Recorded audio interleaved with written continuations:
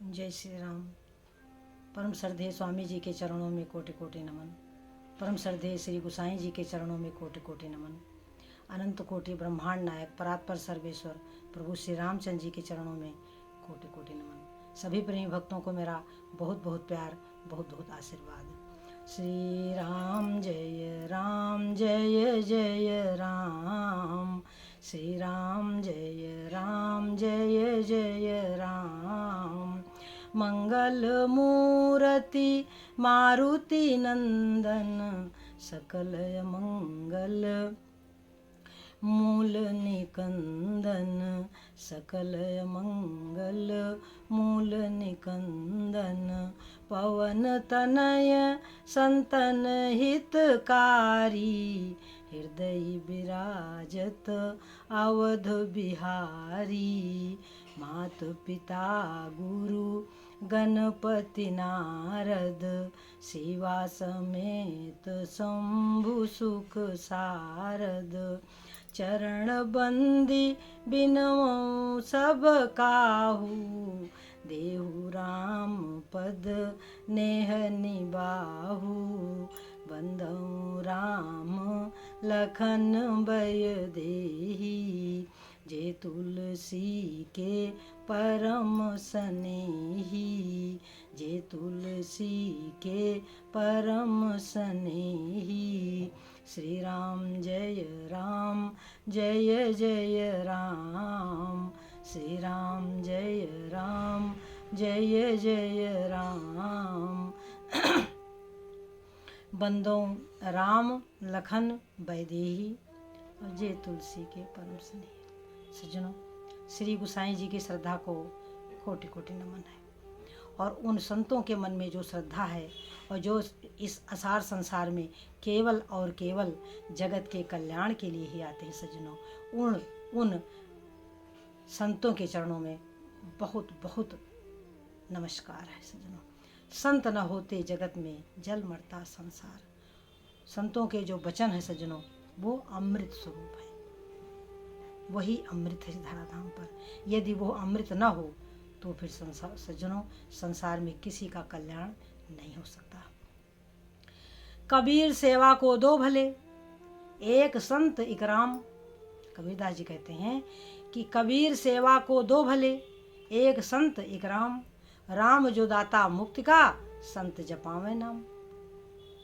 संत क्या कहेंगे कि व्यापक एक ब्रह्म अविनाशी, सत चेतन घन आनंद राशि। तुलसीदास जी कहते हैं कि परमात्मा व्यापक है। व्यापक एक, परमात्मा एक है, व्यापक है। और क्या है? सत चित आनंद स्वरूप है। वो सत्य है, वो चित है, और वो आनंद घन है। आनंद घन कैसे है? जैसे सज्जनों चारों तरफ से जब बादल घिर जाते हैं काले काले, तो लोगों के मन में ये भाव होता है कि अब इतने घनघोर बादल हैं, वर्षा अवश्य होगी और अधिक वर्षा होगी। तो जैसे हम अपनी आंखों से देख सकते हैं कि बादल घिरे हुए हैं और पता चल जाता है कि अब वर्षा अच्छे से होने वाली है। इसी तरीके से भगवान आनंद घन है। भगवान जो है आनंद घन है, यानी उनमें आनंद भरा हुआ है। वो चारों तरफ से आनंद से घनीभूत है। जैसे जैसे जीव उनकी याद में आगे बढ़ता है, वैसे वैसे उसका जो हृदय होता है आनंद स्वरूप होने लग जाता है। अब उस आनंद को प्रकट कैसे किया जाए? बात यहीं आकर के रुक जाती है। लोगों का ऐसा मानना है कि वो आनंद कुछ नहीं है। अब जैसे उल्लू को दिन में नहीं दिखाई देता, इसी तरीके से अज्ञानी जीवों को परमात्मा की सत्ता नहीं दिखाई देती। बस यही बात है। प्रभु की जो सत्ता है वो नहीं दिखाई देती। यद्यपि यह संसार सारा का सारा प्रभुमय ही है। सीय राममय सब जग जानी। श्री गोसाई जी ने कहा कि ये सारा का सारा जो संसार है सीताराममय है। इसलिए सबको प्रणाम करते हैं। कि सिय राम मैं सब जग जानी, करो प्रणाम जोरी जुग पानी। दोनों हाथ जोड़कर। तो परमात्मा में देखो सत्य वो सभी जानते हैं, ज्ञान के विषय में सभी जानते हैं। अब वो बात अलग है कि हमें ज्ञान ना अच्छा लगे, हमें सत्य ना प्रिय हो, हमें आनंद ना प्रिय हो। आनंद तो सबको प्रिय है। सत्य तो यही है सज्जनों कि संसार का हर एक जीव आनंद के लिए ही दौड़ रहा है, सुख के लिए ही दौड़ रहा है, अनजाने में ही वो प्रभु की तरफ ही भाग रहा है। परंतु उसको पता नहीं है कि जिस सुख के लिए तुम धन दौलत रुपए पैसे परिवार में जिस सुख को खोज रहे हो वो सुख वहाँ है ही नहीं। जैसे पुस्तक की दुकान पर तो पुस्तक ही मिलेगी, सब्जी की दुकान पर सब्जी मिलेगी, किराने की दुकान पर खाने पीने का सामान मिलेगा। इसी प्रकार से वस्त्र की दुकान पर वस्त्र प्राप्त होगा। इसी तरीके सज्जनों जो संत हैं वो धर्म की दुकान खोले बैठे हैं। और सबसे बढ़िया बात यह है कि उन संतों के यहाँ जो जाता है तो कल्याण किसका होता है? कोई करोड़ों रुपए लेकर के जाएगा उसी का कल्याण होगा, ऐसा तो बिल्कुल ही नहीं है। वो ऐसा स्थान है कि जहाँ पर गरीब जाए चाहे अमीर जाए, जिसका मन जितना शुद्ध होगा, जितना निर्मल होगा, उसको उतना लाभ प्राप्त होगा। धन दौलत रुपए पैसे से भगवान नहीं मिलते। जे श्रद्धा संबल रहित और नहीं संतन कर साथ, तिन कहूँ मानस अगम अति, जिन्हि न प्रिय रघुनाथ। जिसके पास श्रद्धा रूपी राह खर्च नहीं है और जिन्होंने सत्संग नहीं किया, नहीं संतन का साथ, तिनको मानस अगम अति, उनके लिए मानस जो है अगम है। और जिसके पास श्रद्धा रूपी राह खर्च है उसके लिए मानस सुगम है। तो परमात्मा में आनंद ही आनंद है, सुख ही सुख है, शांति ही शांति है, ज्ञान ही ज्ञान है। वो चारों तरफ से आनंद घन है। इसलिए श्री गोसाई जी कहते हैं कि व्यापक एक ब्रह्म अविनाशी, सत्य चेतन घन आनंद राशि। ऐसे प्रभु के रहते हुए कह रहे हैं कि यस प्रभु हृदय अछत विकारी, सकल जीव जग दीन दुखारी। ऐसे विकार रहित नारायण के रहते हुए, ऐसे विकार रहित नारायण के रहते हुए, हृदय में रहते हुए, सकल जीव जग दीन दुखारी।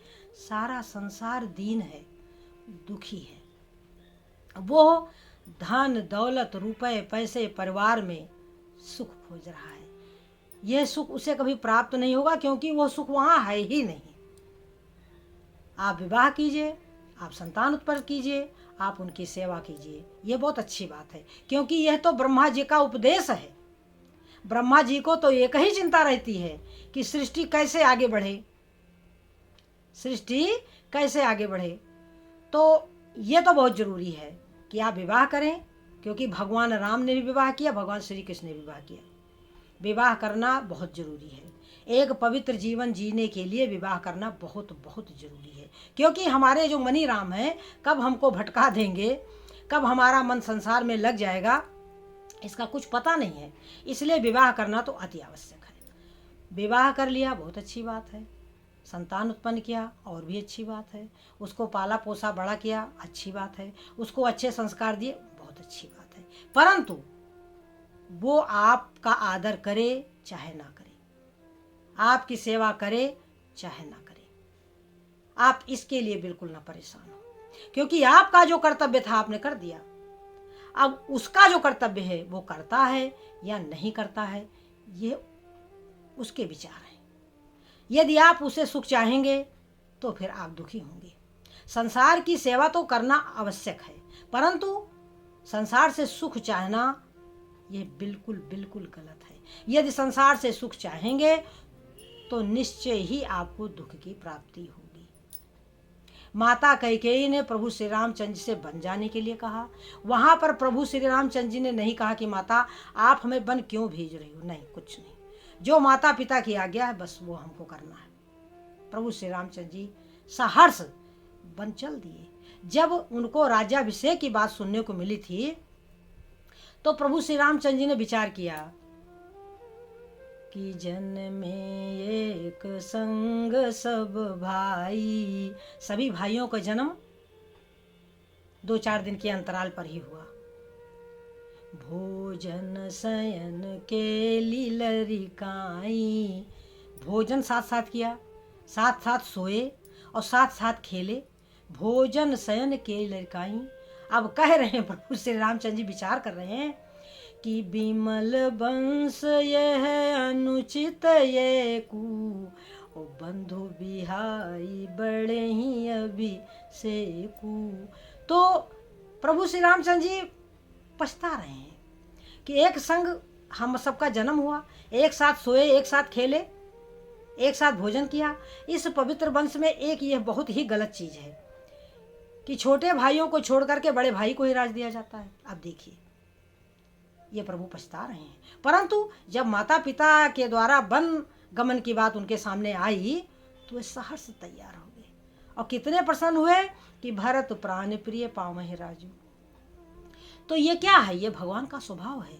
और इसी के लिए शंकर भगवान ने कहा कि हे पार्वती, उमा राम स्वभाव जहि जाना, ताहि भजन तजि भाव न आना। हे पार्वती, जिसको एक बार भगवान राम के सुंदर स्वभाव का पता चल गया उसके लिए भजन छोड़ करके उसका कोई भाव है ही नहीं। वह नारायण है, वह जगत के पालनहार हैं, वो सृष्टि को एक क्षण में प्रकट कर सकते हैं और एक क्षण में लय कर सकते हैं। उनकी योग माया ऐसी है, सृष्टि की रचना कर देती है योग माया। तो सज्जनों, ऐसे महान शक्तिशाली प्रभु जिनके एक एक रोम में करोड़ों करोड़ों ब्रह्मांड लटके हुए हैं, ऐसे नारायण संसार में आते हैं तो माता पिता की आज्ञा का पालन करते हैं। और ऐसे नारायण को छोड़ करके हम किसका भजन करें? हमें क्या मिलने वाला है? संसार तो जड़ है, जड़ का चिंतन करेंगे तो जड़ता ही आएगी सज्जनों। जड़ता माने मूर्खता, और मूर्खता से तो हम सुखी नहीं होंगे सज्जनों। जिसके भीतर जितना ज्ञान है, जितना ईश्वर प्रेम है, वो उतना आनंदित है, उसको वो एकांतवासी है, वो भीतर की आंखों से सारी सृष्टि को देखता रहता है, उसको कहीं जाने की जरूरत नहीं है। मन की आंखें खुल जाएं तो क्या करना हमें ज्ञान का, सब कुछ प्रभु का है सज्जनों। तो जब यह भाव बन जाता है जीव का तो जीव कृत्य कृत्य हो जाता है। प्रभु श्री रामचंद्र जी के बारे में, हमारे प्रभु श्री रामचंद्र जी के नाम के विषय में श्री गोसाई जी कहते हैं कि नहीं कलि करम न भगति विवेकू, राम नाम अवलंबन एकू। कलयुग में क्या है? नहीं कलि कर्म, ना कोई कर्म है, ना कोई भक्ति है, ना कोई ज्ञान है। नहीं कलि कर्म न भगति विवेकू, राम नाम अवलंबन एकू। केवल और केवल एक राम नाम का ही सहारा है। अन्य युगों में भी राम नाम का ही सहारा है था, लेकिन इस घोर कलयुग में तो विशेष रूप से। क्यों? कलि केवल मल मूल मलिना, पाप पयो निधि जन मन मीना।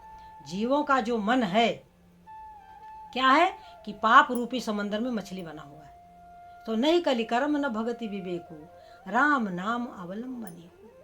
बिल्कुल अवलंब केवल प्रभु के नाम का है। जिसे सत्य नहीं प्रिय है, जिसे भगवान की कथा नहीं प्रिय है, उसको उसी प्रकार से कष्ट उठाना पड़ता है जैसे माता सती को कष्ट उठाना पड़ा, जैसे नारद जी को कष्ट उठाना पड़ा। इसलिए सत्य को सुने, सत्य को धारण करें, सत्य के पथ पर चले सज्जनों। यही जीवन का उद्देश्य होना चाहिए।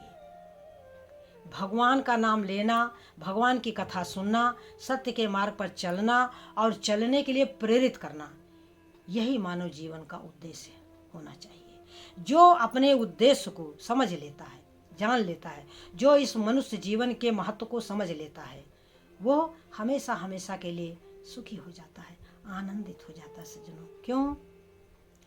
वेद पुराण संत मत येहू, सकल सुकृति फल राम सनेहू।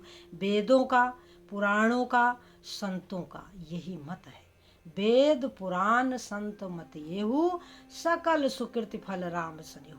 सारे पुण्यों का जो फल है वो भगवान राम के चरणों में प्रेम है। सज्जनों, मैं एक बात आपको बताना चाहती हूँ कि ये जो मैं आपके सामने निरूपण करती हूँ, यह पूर्ण रूप से सहज योग है। इसे कहते हैं सहज योग। हठ योग से कुछ प्राप्त नहीं होने वाला। आप जब सहज योग में पहुँचेंगे तो समझ लो कि आपको सब कुछ प्राप्त हो गया। इसलिए सहज योग के बारे में जानें। यही सहज योग है कि हम सत्य सुने, सत्य बोलें, सत्य के मार्ग पर चलें। इससे बड़ा योग कुछ है नहीं। जो संसार रूपी सागर से पार हो जाता है वो क्या करता है? वो भगवान का भजन करता है। भगवान ने स्वयं ही कहा, जो 9 प्रकार की भक्ति में अंतिम भक्ति प्रभु श्री रामचंद्र जी सबरी को बताया कि नवम सरल सब सन छलहीना। छल कपट को त्याग दो, सबसे सरल हो जाओ। जब समझ गए हो कि सब में प्रभु का निवास है तो फिर क्यों छल कपट करोगे? कैसे करोगे? जब प्रभु हमको देख रहे हैं कि जैसे 2 व्यक्ति थे, किसी संत के पास गए और कहने लगे कि गुरुदेव हमको नाम दान दे दो। तो गुरुदेव आजकल के जैसे गुरु तो नहीं थे कि जबरदस्ती किसी को शिष्य बनाए।